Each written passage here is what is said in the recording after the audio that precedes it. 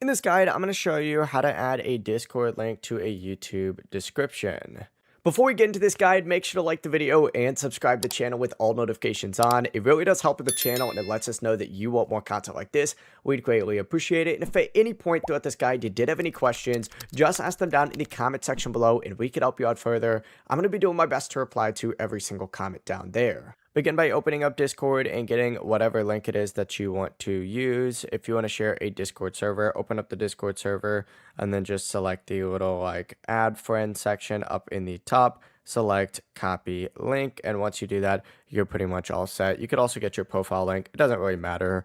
But from here, back out and open up YouTube or YouTube Studio, depending on whatever video it is that you want to add this to. I'm going to open up YouTube Studio. Go to whatever video it is that you want to add this to. Select the pencil icon and then go to the description itself, which is going to be right here.